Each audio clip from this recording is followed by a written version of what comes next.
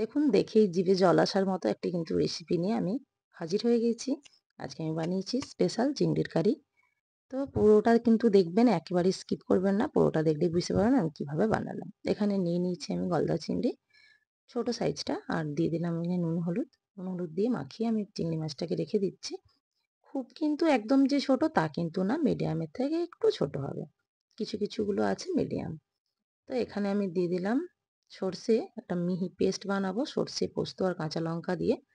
একটা মশলা রেডি আগেই আমি করে রেখে দিচ্ছি, কারণ আবারও একটি মশলা আমি রেডি করব, তার জন্য সময় লাগবে, তাই এটা আমি আগে করে নিচ্ছি। ঝালটা কম বেশি করতে পারেন আপনারা। আমি এখানে ৩টে কাঁচা লঙ্কা দিয়েছি, আপনারা চাইলে বেশি বা কম করে নিতে পারেন। একটা কড়াই বসিয়েছি, কড়াইতে দিয়ে দিচ্ছি সর্ষের তেল।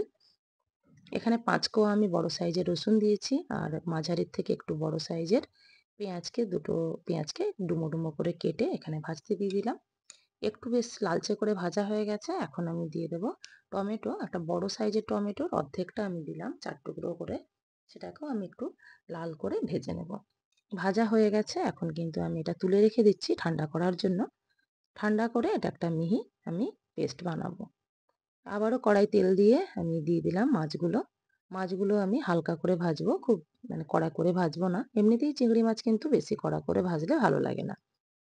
এই রেসিপিটা কিন্তু গরম গরম ভাত বা ফ্রাইড রাইস, জিরে রাইস, পোলাও সবের সঙ্গে কিন্তু দারুণ যায়।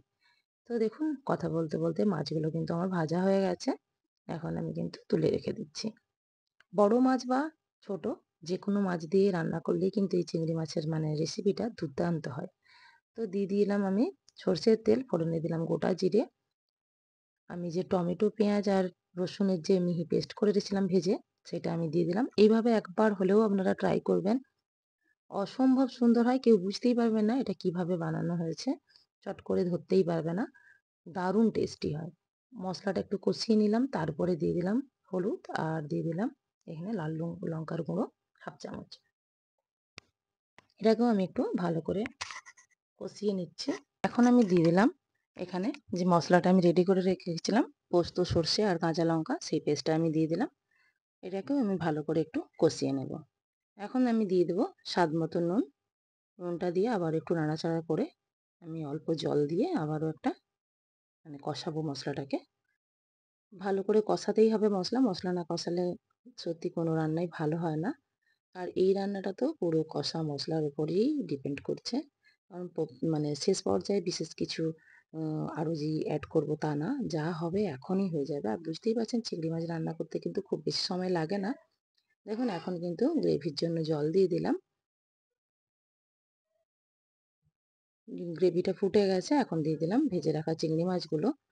একবার অন্তত ট্রাই করুন বাড়িতে। এইভাবে যদি একবারও চিংড়ির কারি করে মানে বাড়ির কাউকে খাওয়ান, কথা দিচ্ছি সবাই কিন্তু বারবার এই ধরনের গ্রেভির যে কারিটা সেটাই কিন্তু সবাই পছন্দ করবে। সবাই বলবে বারে বারে এটাই করার জন্য।